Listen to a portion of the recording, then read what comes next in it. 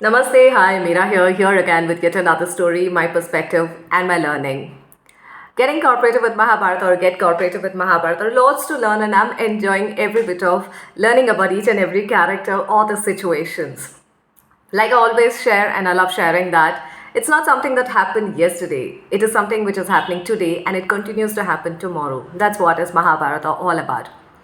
We've been talking about quite a few characters from Mahabharata. How I have been connecting per se with me, or for that matter, with our act in our workplace or in our personal space. Before sharing about the little story that I have today, I wish to make an announcement that I'm currently working on a book, Shakuni, a Mystic and an Excellence, and will be sharing the details about the same soon. Heading to the story. We've heard about Kauravas, we've heard about Pandavas, we've heard about Dhritarashtra, and let's talk about his brother Pandu.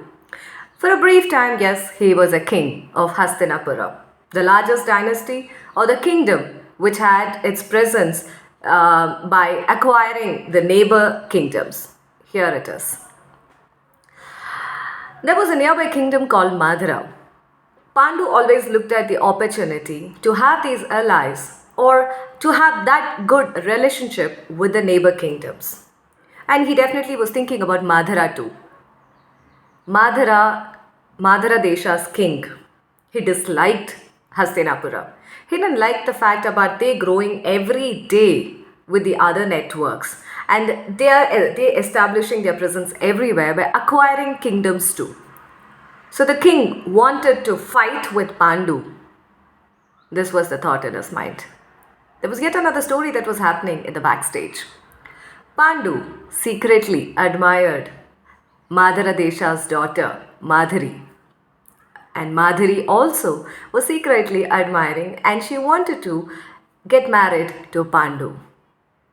Madhuri also knew about what the king was thinking about Hastinapura. One day, she just picked on a conversation with the king and she said, Father, I know that you dislike Hastinapura.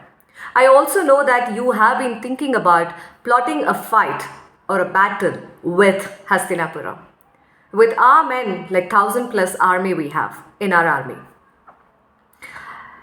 We might win the battle or we might not win the battle. Either ways, we are going to lose our army, our country, or our state.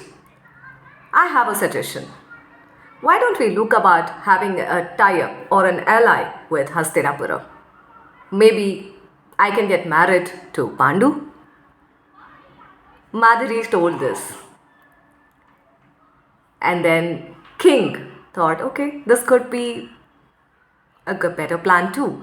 In one way, the Hastinapur will not attack Madhura Desha. The other way, they are a network, but they are in their own terms. So that's a story that happened between Pandu and Madhuri, or how Madhuri got married to Pandu. Heading it to the present moment.